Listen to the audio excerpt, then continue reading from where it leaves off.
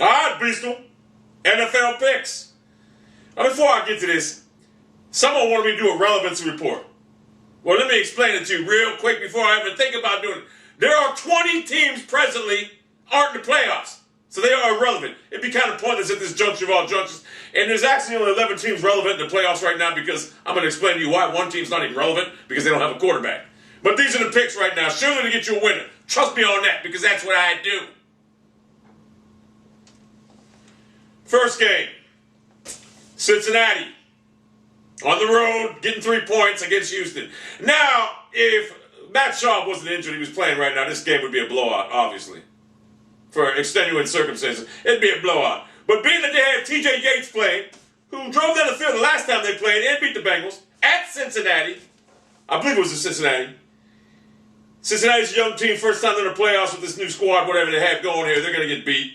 And they're going to get beat soundly. Andy Dalton's a good, fine young quarterback, but he's not going to be able to handle what the defense of the Houston, I was going to say Tennessee, whatever, Houston, Texas is going to bring to him. So give the 3 points and take Houston. Houston's going to win that game. It's a shame if Schaub wasn't injured. I would give them a legitimate shot at the Super Bowl. But with Schaub being injured, they don't have a shot. They'll win this and get beat next round. New Orleans Saints at home. Detroit Lions getting 10.5. Now, this isn't going to be a high-scoring game here because, you got a high-scoring offense in both teams. And you got this supposedly great defense in Detroit, which is not even good because they give up gangs of yards and a lot of points. It should be good on paper, but it's not. Anyway, Matt Stafford is? Whatever. 10.5 points is a lot of points to give up on. I mean, it's a lot of points in a playoff game. Even though it's the Lions, I'm going to take the Lions with the 10.5 points, but I'm taking the Saints to win the game.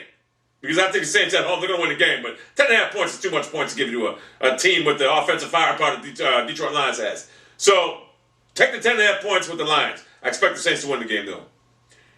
Here's the game of the week. Atlanta Falcons at the New York Giants. Atlanta Falcons getting 3 points. Eli Manning at home in the playoffs. We're going to see what he's made of right now. The Falcons have been playing good ball right now. They routed Tampa Bay last week, but this ain't no Tampa Bay Buccaneers team now, is it? It's going to be a good game. Falcons getting 3 points on the road. I like the Giants. I like the Giants in a close game. 31-24, something of that stature, of this juncture of votes. I like the Giants. It's a cover. Now, here's the game right here. Now, this game here, this is a team that's irrelevant, even though they're in the playoffs right now. The Denver Broncos. I'm going to tell you why they're relevant. At home, getting 8.5 against the Pittsburgh Steelers. Let me tell you why the Denver Broncos are relevant. I know the Broncos fans are going to be, you crazy. Listen, you got a quarterback right now that can't throw a football, who is not even in college. No, I'm sorry. This kid can't throw a football. He played like shit the last 3 games. All right? So you got a quarterback that can't throw a football going against the number 1 defense in the NFL right now, the number 1 pass defense in the NFL right now. So, in Pittsburgh, people are saying Pittsburgh's offense is struggling. Is that they played the Cleveland Browns defense, a team last week that actually has a 10th-ranked defense in the league, number 2 against the pass. Roethlisberger was injured last week. I heard he tweaked his knee, or ankle, whatever, in practice. His name. Believe me, it doesn't matter. What's his name? Mendenhall's done. Redmond's better. But let me tell you something about Pittsburgh Steelers. They're going to beat this team 28-0. And people are going to say, how are they going to score 28 points? Man, Roethlisberger's battle test. He's 10-3 in the playoffs, man. He's going to go up and down that field. He's going to spread the defense out. They ain't going to get to him. 28 points. Tebow ain't going to get you no points. The only thing I can say for the Broncos and the head coach right now is, seriously, don't hesitate. Put Quinn in at halftime when it's 17 or 21-0. 21-0 at halftime, put Quinn in. Because I'm telling you right now, let me tell you something about Tim Tebow. You're not going to go against this Pittsburgh Steelers defense and do anything. You're not going to be able to do it. And the honeymoon should be over after this game for the Bronco fans out there that still say, oh, that's it. No, listen. You will never win anything with Timothy Tebow playing quarterback. It is impossible. Not in this league. You remember the Wildcat? Do I need to remind you how they dominated Miami Dolphins?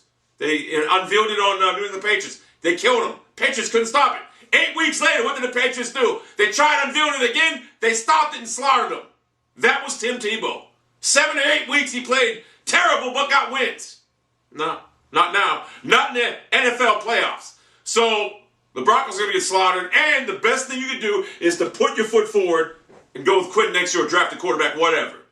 But I would seriously consider starting Quinn this week. Honestly, if you want to run some type of NFL offense. Because the playing Pittsburgh Steelers defense, You need an NFL offense. You don't need some guy that's going to be able to just run around the pocket and get sacked, because he ain't going against James Harrison. You're not going to be able to pull this chicanery against the Pittsburgh Steelers. And me, I'm not even a Steelers fan. I'm a Cleveland Browns fan. I should hate the Steelers, but you know what? I know football. And I know what the Steelers defense is capable of doing. And I know what they're going to do against a guy that's ill-equipped to throw a football downfield in the National Football League, who is ill-equipped to think on his feet, who is ill-equipped to be a quarterback in the National Football League. Now, Tim Tebow might be a fine tight end, might be a fine running back at some time in his NFL career, but an NFL quarterback, he is not one. So, there you have it. John Fox, if you're listening, start Brady Quinn. Give yourself some type of chance to even make it close. You start Quinn the whole game, you might be able to get 10 points on the board. You might muster a field goal and a touchdown. You might. But with Tebow, it's going to get ugly.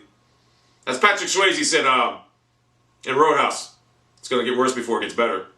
Rest in peace. I like Patrick Swayze in that movie. He was a beast in that movie. But anyway, that's my football picks this week. I give you anything. Irrefutable factual evidence. I give you football, movies, whatever. I bring it to you. And I do it well.